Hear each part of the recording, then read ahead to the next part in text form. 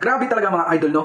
Ilang araw na ako nag-aabang ng isang post ng mga Didimons, minions ng mga Duterte, mga idol.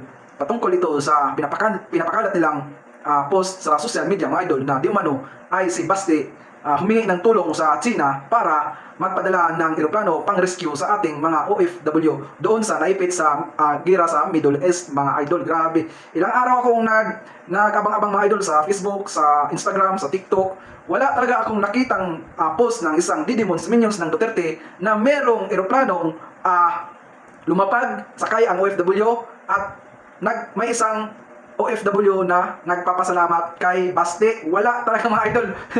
Kahit saan kayo mga idol, kahit saan kayo pumunta sa social media, wala kayong makitang post na merong OFW na nakauwi galing sa Middle East na naipit sa gulo doon at pagdating dito sa Pilipinas, nagpapasalamat kay Baste. Wala talaga mga idol.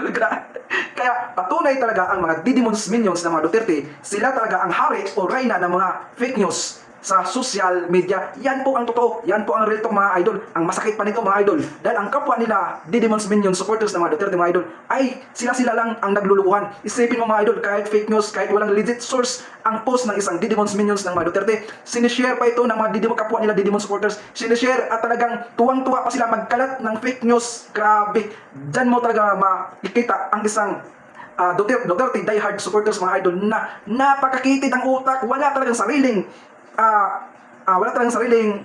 pangunawa, mga idol, dahil kahit alam nila siguro na fake news yung sinishare nila, pero go pa rin sila, sinishare pa rin nila, tuwang-tuwa pa rin sila, mga idol. Grabe. Sus, sa pagiging Didimons minions, mga idol, sila pa tong may ganang magkalat ng fake news. Kumbaga normal na sa kanila ang mag-reshare, mag-repost.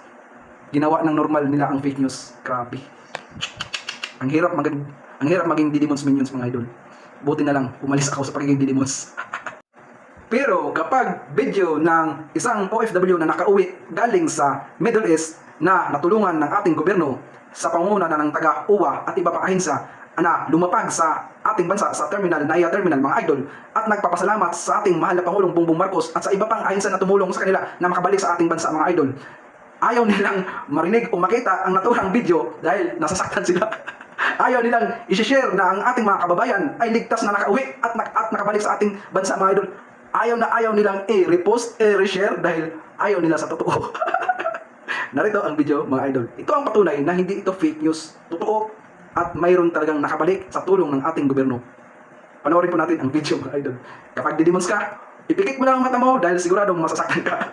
We really appreciate na meron pong ganito yung government. Hindi po kasi biro yung gastos, yung pagod ng mga tao, of course yung OWA, yung DMW.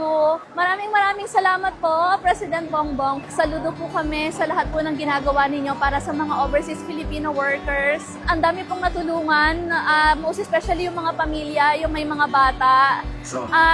Sobrang appreciate po. At kay Baste na sinasabi yung aeroplano, ang hiling nyo talaga sa ghost, no? Ghost student, ghost employee, ghost birth certificate, ano pang ghost? Ghost confidential, ghost project. Ang hiling nyo talaga sa ghost, no? Tuwan-tuwa pa kami sa ghost. Kaya hanggang ngayon, yung aeroplano ni Baste, ghost. Aray ko!